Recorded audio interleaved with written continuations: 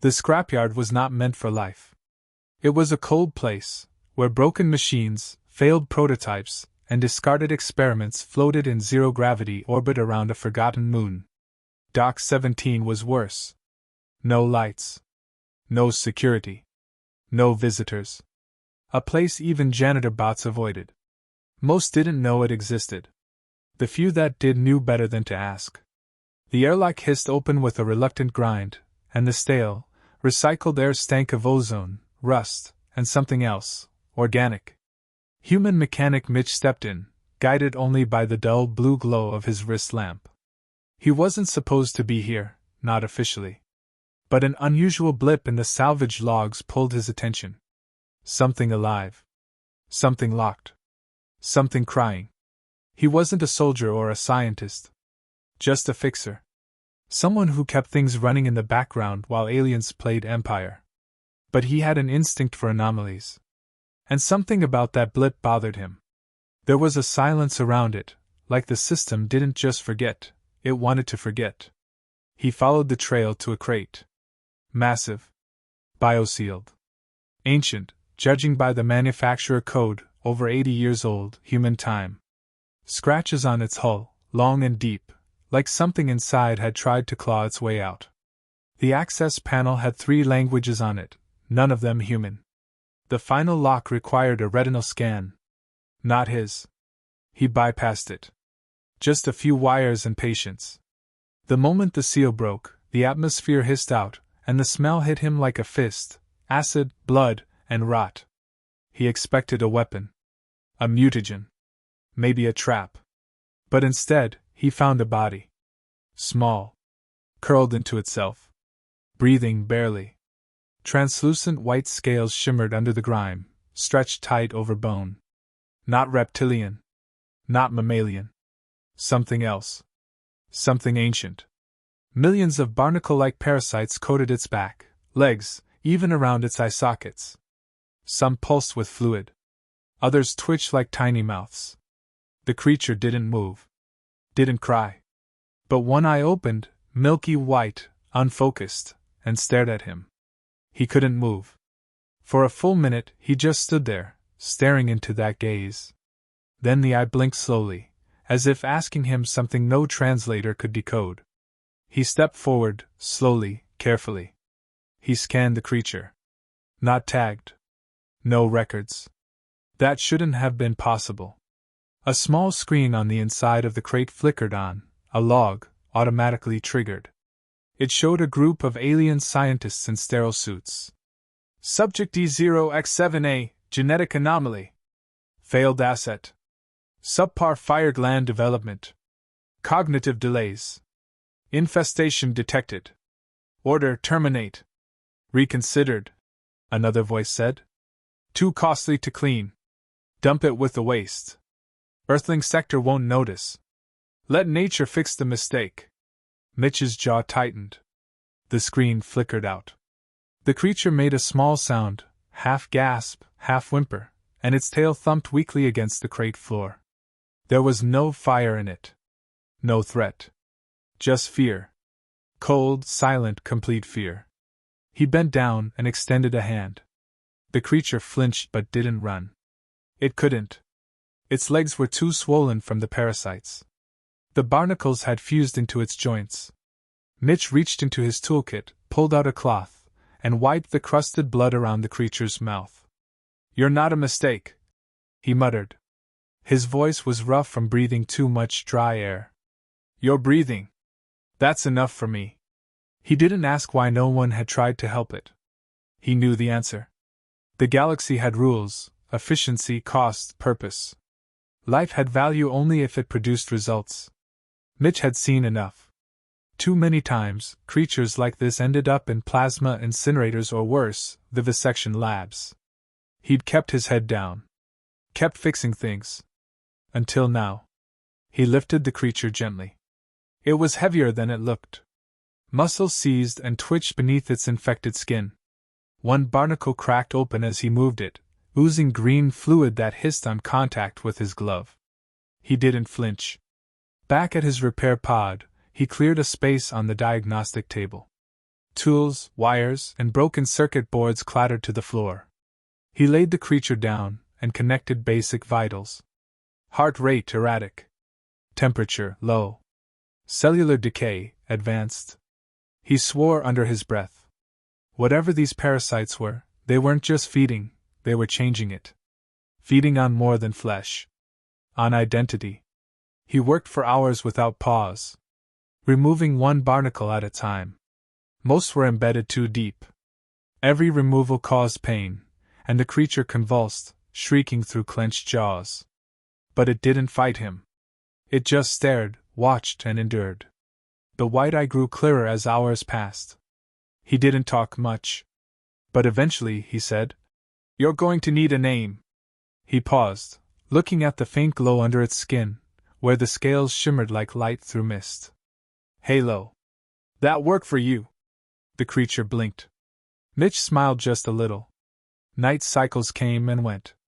Halo slept fitfully, curled under thermal blankets designed for cargo insulation. Mitch watched over him, recording logs, calibrating instruments. No fancy med bay. Just makeshift heaters, oil-slicked hands, and old tools. And still, no one came looking. He remembered something then. A stray memory from Earth, an injured stray dog he once found in Detroit years ago. Everyone told him to leave it. Said it had rabies. Too much trouble. But he didn't. He fed it. Nursed it. It followed him for 3 years. Then it died in his arms during a thunderstorm. And he cried like a child. Halo was nothing like that dog. And yet, the feeling was the same. In the dark, Mitch played old Earth recordings. Rainfall. Distant thunder. Sometimes music. He didn't know if Halo understood. But the creature never flinched from him. Never tried to run. It stayed. He documented everything. Day 3, partial strength returning. Tail twitch response activated. Day 4, verbal mimicry attempts, mostly noise. Day 5, light pulses through barnacle nests detected, unknown cause. By day 6, Halo reached out weakly, clawed fingers wrapping around his wrist. Mitch froze. The grip tightened just enough to be felt. Not pain. Not fear. Just contact. Halo stared at him. For the first time, there was a flicker of something in its eyes. Recognition. He didn't say anything. Just nodded. Gently pressed his hand against the creature's head. "You're not dying here," he said. And Halo, breathing steady now, made no sound. But a tear slid sideways from the edge of its eye. A dragon's tear, Mitch would later think, was the most human thing he'd ever seen. Mitch knew keeping Halo alive would be one thing, keeping him hidden, another. The orbital zones were monitored, and every ship was tagged. If anyone traced the salvage crates released to his quadrant, they'd ask questions. The kind that didn't end with words. Halo wasn't a political asset or a strategic threat, he was worse. A failed experiment, a discarded project. Owning him was a liability. Protecting him was treason.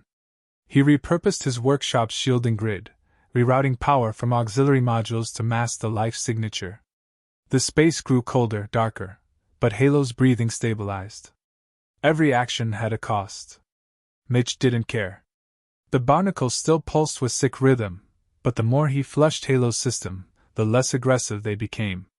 He mapped their growth, intelligent, almost coordinated. Like a hive network nested into a nervous system. Parasites, yes. But with intent. Not just feeding, altering. Days blurred into function. He learned Halo's body reacted to specific electromagnetic frequencies. High pulses triggered pain. Low frequencies soothed inflammation.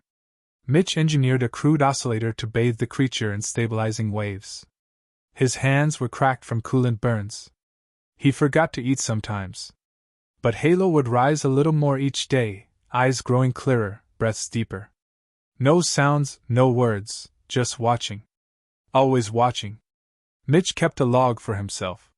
Not for fame. Not for exposure. Just so someone, someday, might know. Day 9, barnacle count reduced by 18%. Color returning to scales. Eye responsiveness normal. He took samples, ran minor cultures, tried to isolate the barnacle origin. None matched the xenobiology archives. Not a parasite species known to human or council record. Either engineered, or from a place no one had returned from. That disturbed him more. He started tracing where the crate could have originated. Used old pirate frequency decoders, black market navigation logs. What he found chilled him. The crate had been looped through over 30 relay hubs, off-grid, never officially logged. That much effort wasn't for smuggling, it was for disappearance. Somebody wanted the dragon erased. Not killed, forgotten. He didn't know why. But he knew one thing. If Halo ever made it back into official systems, someone would come. Not to help. To finish the job. Halo began mimicking hand gestures. Simple ones. Tap twice, pain. Claw curl, hunger.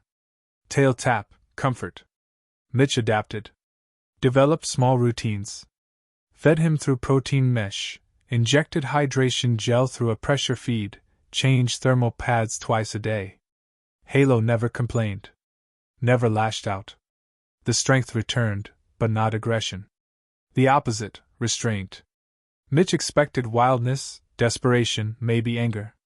Instead, he saw sadness. Deep, quiet grief. Not the fear of dying, but of never maturing.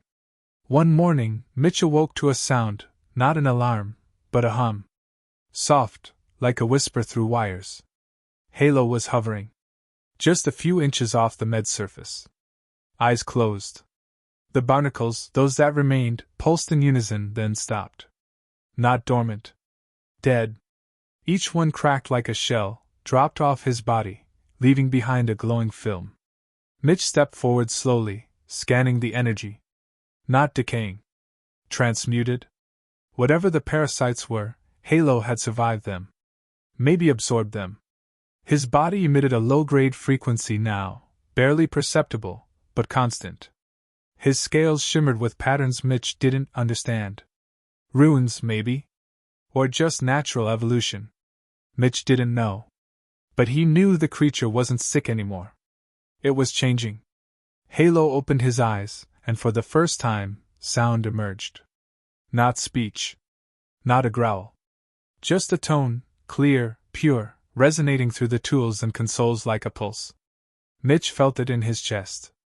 Not threatening. Emotional. A kind of sorrow encoded in resonance. Halo was speaking, just not with words. Mitch didn't respond immediately. He just listened. He recorded the frequency, ran it through analysis, found patterns, fluctuations, intentional modulation. It wasn't random.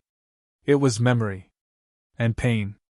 Images flashed through Mitch's mind, disjointed impressions, like dreams, sterile labs, surgical lights, metal claws, alien faces behind glass.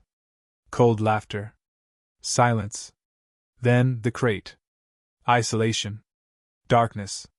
Halo had been conscious through it all. And yet he'd never attacked. Mitch sat beside him for hours, letting the frequency play, loop, echo. At some point he spoke. "You remember everything, don't you?" Halo blinked once. Slowly. He was intelligent. Not feral. Not broken. Just quiet. Mitch began experimenting with reactive interfaces. Gave Halo a tablet modified with motion tracking. It didn't take long. The dragon could mimic symbols. Write crude shapes. Days passed. Then one shape kept repeating, Mitch's name. Spelled phonetically, badly, but clear. The dragon was trying to connect. Not just mimic. Communicate. He responded. Taught simple words. Concepts. Safe. Friend. Alone. Hurt. Halo responded with sequences. Some accurate. Some confused. But each day, the connection deepened. What struck Mitch the most wasn't the learning speed, it was the empathy. Halo wasn't just trying to learn for survival. He wanted to understand Mitch. The tone of his voice. The way his hands trembled when he was angry. The way he stared too long at old Earth photos. Halo paid attention. On day 14, the dragon curled beside the generator, eyes closed. Mitch found him humming, barely audible. The same Earth lullaby he'd accidentally left playing on the comm system the night before. A song about a mother calling a child home through a storm. Mitch didn't sleep that night. He knew what he was doing was irreversible. There was no going back. If anyone discovered the logs, the samples, or Halo's transformation, it wouldn't be a rescue mission, they'd send a black team. They'd clean the site, erase the data, and terminate him and Halo both. Because the truth didn't matter. The system was designed for outcomes, not accountability. But Mitch didn't care anymore. He'd seen too much. He knew what was real. He'd touched it. Heard it breathe. Halo was more than alive. He was trying to belong. And Mitch had already made his choice. The first anomaly appeared on Mitch's station logs, an unauthorized energy spike just outside sensor range. It was faint, but distinct.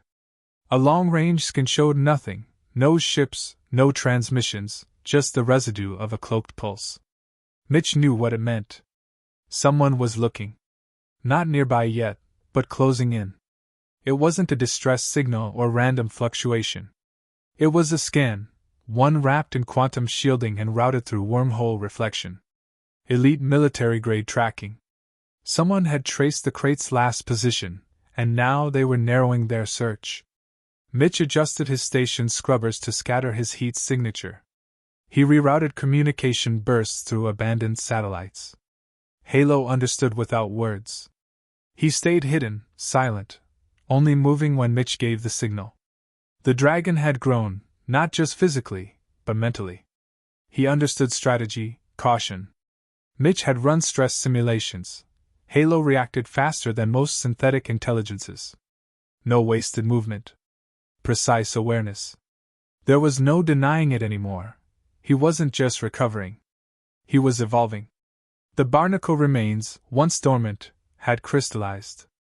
Mitch had stored them in vacuum cases for study, but over time, they began to resonate on their own. Not biologically active, technologically responsive. They absorbed energy and pulsed in rhythmic signals when Halo entered the room. It was as if they still recognized him. Still connected, even in death. Mitch tried to isolate the code patterns but couldn't break them. They weren't encryption in the traditional sense. More like biofrequency locks, encoded with Halo's unique physiology. The data was dangerous. If anyone got hold of it, they'd reverse engineer whatever had infected Halo. Not to cure it, but to weaponize it. Mitch began deleting logs, wiping subdrives, burning paper backups. He would rather erase his life's work than let it become a tool for war. Halo watched him do it, silent, eyes calm. There was understanding in those eyes. No fear, just a kind of mourning. As if he knew something was ending. The next wave of scans hit harder. This time, the sensors barely held. They'd found the sector. Mitch reinforced the EMP shielding, isolated the med bay, and blacked out the reactor heat trails. Halo curled into the cooling chamber, body low, wings tucked, heartbeat slowed. He was playing dead. Mitch had trained him for this moment. Not to fight. There was no winning a confrontation. They had to endure. Survive until the window passed. Mitch prepped the decoy, a burnt-out escape pod with false DNA residue, fragmented logs, and a falsified distress call from a medical experiment gone wrong. He launched it into drift, hoping it would buy time. Hours passed. Then a flicker on the long-range scan, a fleet. Not a rescue unit. Corporate military class, cloaked, triangular formation. No insignias. Silent approach. Their purpose wasn't recovery. It was elimination. Mitch activated the final layer of shielding. Any more power rerouting and the station would go cold. He prepared a kill switch for all the lab data. One touch, and everything related to Halo would vanish. Halo rose from the chamber, approached the control panel. He looked at Mitch and touched the symbol he'd learned for. Safe. Mitch shook his head. Not yet. Halo responded with a sequence on the panel, New characters, ones Mitch hadn't taught him. When translated, it meant, "I can protect." Mitch didn't understand. Halo opened his wings for the first time in full span, nearly 12 feet now. The veins running through them glowed faintly, matching the barnacle crystal pulse. Mitch stepped back. Halo moved to the medbay's power grid and lowered his body into the resonance cradle. A surge of energy erupted. Every barnacle shard lit up in sequence, responding to his presence.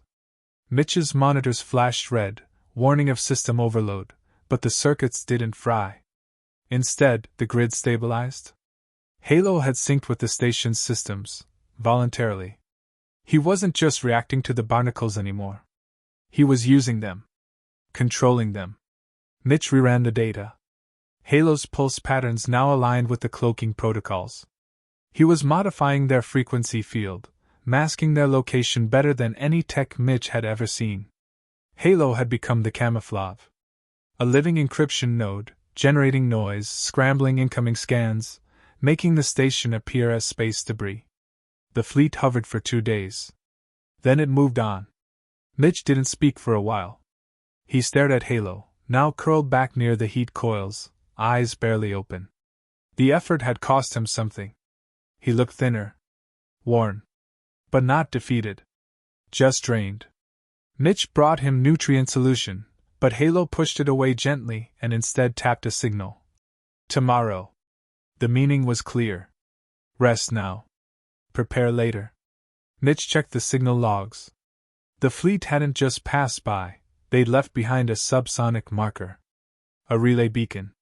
They hadn't believed the deception entirely. They'd be back. Maybe weeks. Maybe months. But they weren't giving up. Mitch initiated the next phase of planning. He couldn't stay on the station forever. Nor could he send Halo back into hiding. What Halo could do, scramble frequencies, interface with advanced tech, manipulate energy signatures, was beyond any human capability. He wasn't just rare. He was singular. If the wrong hands got him, entire planetary defense grids could fall. Not because Halo would attack, but because he could disable their detection systems from the inside. They needed a place to disappear. Not just hide, but vanish. There were old smuggler routes between the outer Terran colonies and the Orion graveyards. Unmapped, unstable, but still functional. Mitch began retrofitting a vessel, something small, quiet, with integrated shielding. Not a fighter. A ghost. Halo watched the build process, often helping. He understood tools now. Repaired small circuits. Even tested basic propulsion modules. Each day, he acted less like a patient and more like a partner. But Mitch could see the sadness creeping in. Halo knew what this meant. No home. No future. Just running. Forever. Mitch hated the thought, but there was no other way. He wasn't a soldier or scientist or diplomat. He was just a mechanic. But Halo was more than anything the galaxy had seen. They couldn't let that be erased. Not again. They had a week. Maybe 2. Then the next hunt would begin. Mitch didn't know if they'd make it out. But for the first time, he wasn't alone. The silence of the deep space was a heavy cloak. Mitch had always hated it, the weight of nothingness pressing down on his chest, suffocating every breath. But now, it wasn't the emptiness that troubled him. It was the uncertainty of what was coming. They had been drifting for days, jumping through uncharted sectors, avoiding the watchful eyes of the fleet that had so narrowly missed them. The ship they now occupied was a relic of the old war, one Mitch had salvaged piece by piece. It wasn't much, a cargo freighter, small and inconspicuous, perfect for slipping between the cracks of the galaxy. But it had its flaws. Every time it powered up, Mitch's heart skipped. He could feel the eyes of the galaxy on them, even if they couldn't see them. The galaxy was vast, but it was closing in. Halo had been quiet for hours. Mitch glanced over to the back of the cockpit, where the dragon lay coiled, its once gleaming scales now dimmed, marked by the barnacle crystal growths. There was an eerie calm about the creature, a deep stillness that Mitch had never seen before. Halo was thinking. But what he was thinking, Mitch couldn't tell. There was something different now, something heavy in the air. A sense of inevitability. Mitch reached for the console, a pang of guilt washing over him. Was he doing the right thing? Was this the life Halo deserved? They could still turn back. There had to be a place, somewhere safe, somewhere where they could forget the past, where Halo could live without being hunted. But the data, the messages intercepted from various networks, the whispers of the galactic elite, no place was safe. Halo was an anomaly, a biological marvel, and a technological wonder. Whoever controlled him would control the galaxy. Mitch couldn't let that happen. Days blended into nights in the shadows of space. Mitch kept the ship on a constant glide path, using gravitational slingshots around distant planets to conserve fuel. The star charts were outdated, the navigation systems unreliable. It was a gamble. But it was their only option. Mitch couldn't help but notice the changes in Halo. His mind seemed sharper, his body stronger. The growths on his back were no longer just barnacles, they were something else. Something alien. When Mitch had first found Halo, it had been a broken, albino creature abandoned and alone, left to die by its own kind. Now, it was something more. Halo had become something different, something powerful.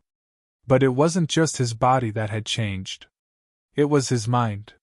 He was learning faster, adapting, growing, and Mitch wasn't sure if he could keep up.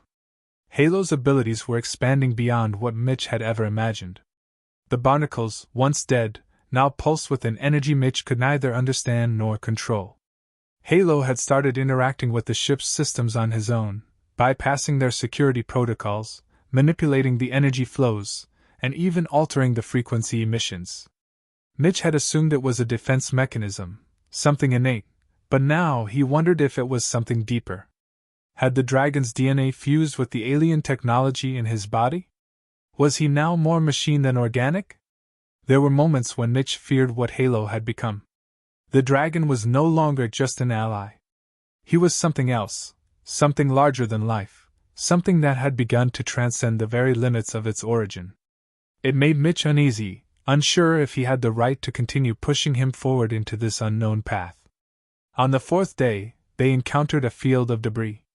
Old ships, long abandoned, floating aimlessly through the empty void. The wreckage was unidentifiable, though Mitch recognized the telltale signs of old military craft. The ships had been destroyed, their systems fried, but there was something unsettling about the sight. Halo stirred at the sight of the wreckage, his eyes narrowing. Mitch could sense the tension in the air. The barnacles on Halo's back began to pulse, their light dimming and flashing in unison, as though reacting to the wreckage. Mitch couldn't make sense of it, but something about this field of ruin triggered a reaction from the dragon. Before Mitch could process, a transmission came through, faint, but clear enough to break through the static. The voice on the other end was distorted, but there was a recognition in the tone. It was human. Mitch's pulse quickened. Had they finally caught up with them? The voice cut through the static again. Been following you for days. We know what you have. What you're hiding. You can't run forever. Mitch's heart sank. The fleet. They had tracked them here, to this forgotten corner of the galaxy. Halo reacted immediately, his eyes locking on the control panel, as though sensing the incoming threat before Mitch could even react. The voice continued, cold and mechanical, cutting through Mitch's thoughts like a blade. You can't hide from us. We have eyes everywhere. Come to us now. It's not too late. The signal abruptly cut off. Mitch was left with a deafening silence. His hands hovered over the console. The ship's systems were barely functional, barely holding together. His pulse raced as he glanced at Halo. The dragon was still, watching the debris field, unblinking. Mitch understood what needed to be done. They couldn't outrun the fleet forever. And there was only one way out. He grabbed the emergency beacon and activated it. The system whined to life, sending out a distress signal on a frequency that was guaranteed to attract attention. Not just any attention, military-grade attention. The kind of attention they had spent days avoiding. But it was the only way. The beacon would lead them into an uncharted space, a region known only to smugglers and pirates. It was a risky move, but it would buy them a few more days to prepare for what was coming. As the signal flared to life, Mitch set the course. Halo didn't move. He didn't speak. His eyes never left the wreckage. Mitch could sense the sorrow emanating from him. The fear. The unspoken knowledge that there was no escape. Mitch was leading them straight into danger, straight into the jaws of the very thing they had been trying to avoid. But it was the only option. The ship shuddered as it powered forward, entering the unstable space where danger lurked at every turn. Mitch didn't know what awaited them on the other side. But one thing was certain: Halo wasn't just a creature anymore. He was a force that would change the galaxy. And Mitch wasn't sure if he was ready for what that meant. The final choice had been made. They would fight, or they would die. But one thing was certain: there was no turning back now. The stars had always been a source of wonder for Mitch. As a boy, he had spent countless nights staring at the sky, imagining the wonders beyond, dreaming of the far-off worlds, alien species, and the technology that might exist just out of sight. He had never imagined that he would become a part of those mysteries. And now, as the ship flew deeper into uncharted space, the same sense of awe mingled with the crushing weight of fear. Fear that they were headed toward a destination that could end everything. The signal from the fleet had faded into the void, but the threat it carried remained in Mitch's mind. He had hoped for a chance to change their course, to find a way out of this trap. But there was no time. The emergency beacon had done its job. It had drawn attention, but not the kind Mitch had hoped for. They had been caught in the web of forces far beyond their control, and now they were on a collision course with a destiny Mitch could no longer deny. As Halo lay coiled, eyes closed, there was something almost tragic in the way he carried himself. He had grown stronger, yes, but at what cost? The transformation, the power he now possessed, was both a blessing and a curse. Mitch had seen Halo's abilities change in ways that unsettled him. The creature's mind seemed to be growing faster than his own, and with each passing day, Mitch felt increasingly like a spectator in a story that was no longer his own. Mitch had always been a mechanic, someone who fixed things, who knew how to make broken machines work again. It had been his purpose, his passion. But now, standing at the helm of the ship, watching as the void of space swallowed their tiny vessel, Mitch realized that there was no fixing this. There was no way out of this mess he had gotten them into. He had been reckless in his pursuit to protect Halo, foolish in thinking that they could outrun the galaxy's hunger for control. The message had been clear: the galaxy knew about Halo, and the powers that be would stop at nothing to claim him. He wasn't just a creature anymore.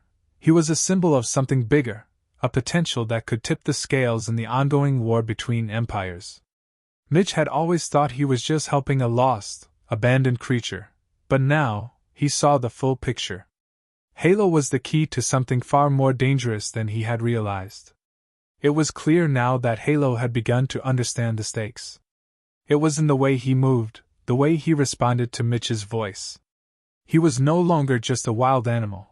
He was a being with purpose, with a mind of his own, and that mind was beginning to see the bigger picture. Halo knew they were being hunted. He knew they were being cornered. And like any sentient being, Halo was not about to go down without a fight. But Mitch also knew that the fight was not his to win alone. The dragon had the power, the intelligence, the raw force to shift the tide. But that kind of power had its price. Mitch could feel the weight of it in the air, the crushing, suffocating feeling that came with the realization that there were no easy solutions, no quick fixes. They were on the edge of something catastrophic, and every choice from here on out would only deepen their entanglement with the powers that were after them. There were no allies left to call on, no safe havens, no places to hide. The universe, in all its vastness, was now their enemy. The decision was no longer about saving themselves, it was about survival, plain and simple. And that survival was now inextricably tied to Halo. The ship's systems were failing. Mitch could hear the low hum of the failing engines, the subtle shift of the craft as it drifted through the blackness.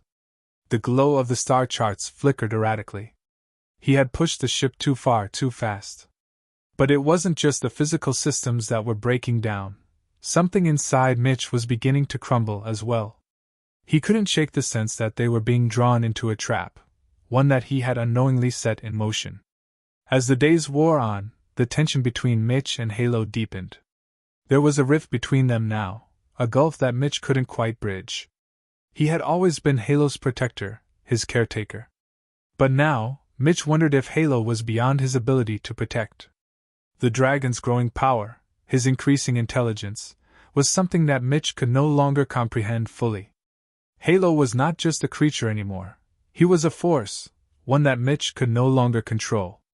The voice of the fleet, their ominous warnings, still echoed in Mitch's mind.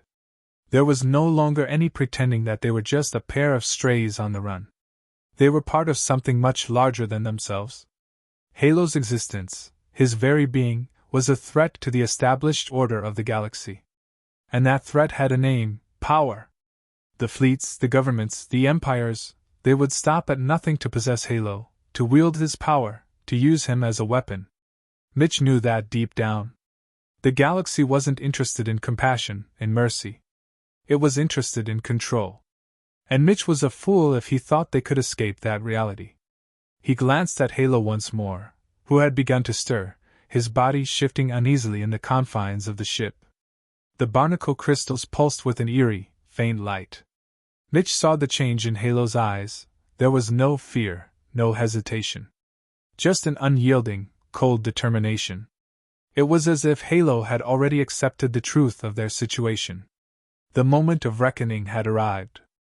Mitch had been hoping for a miracle, for a chance to outrun their enemies. But there were no miracles in deep space. There were only choices. And Mitch was left with a terrifying realization: they couldn't outrun this. They couldn't hide. The power that Halo represented was too great, too dangerous, for anyone to let slip through their fingers. Mitch wasn't sure if he could face that truth, whether he could accept the inevitability of it all. But Halo seemed to understand. And that was what terrified Mitch the most.